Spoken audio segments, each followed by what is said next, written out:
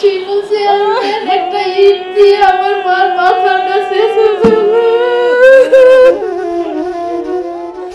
গত ৩ জুলাই মা ভাই ও বোনকে নৃশংসভাবে কুপিয়ে হত্যা করা হয়। সেদিন তাকেও কুপিয়ে জখম করা হয়। ভাগ্যক্রমে বেঁচে যাওয়া রুমা আক্তার সংবাদ সম্মেলনে দাবি করেন, এ ঘটনা ঘটেছে উপদেষ্টা আসিফ মাহমুদের বাবা বিল্লাল হোসেনের মদদে। প্রধান আসামি হিসেবে বিল্লাল হোসেনের নাম দেয়া হলেও পুলিশ আসামির তালিকা থেকে তার নাম বাদ দেয় বলে অভিযোগ রুমা আক্তারের। প্রধান আসামি হিসেবে বিল্লাল মাস্টারের নাম বাদ দেওয়া হয়েছে। উপদেষ্টা আসিফের বাবার মদদে এই হত্যাকাণ্ডে নেতৃত্ব দেওয়া শিমুল চেয়ারম্যানরা এখনো ধরাছোঁয়ার বাহিরে।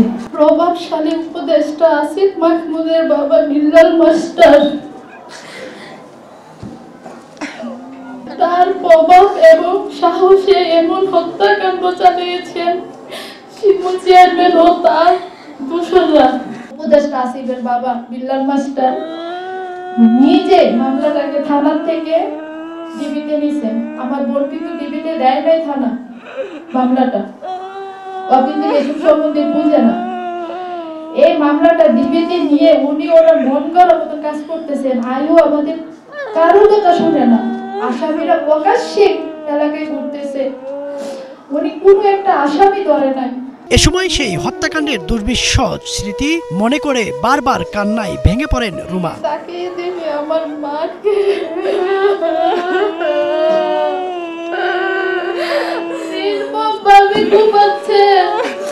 শিমুল চেয়ারম্যান সিগারেট টানতেছে আর এমন এমন করতেছে। আমার মাকে এমন পাথরে কুপিয়ে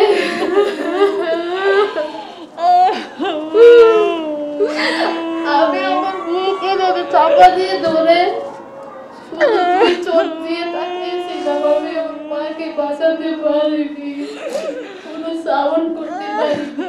আমাদের পিছন থেকে যে কি পরিমাণ এত বড় বড় ইট দিয়ে আমার পিঠটাকে ক্ষত বিক্ষত করে ফেলছে। ইট এখন বাড়ির চাকা দিয়ে ইটেছে, আমি কিন্তু হাঁটতেই পারতেছি না।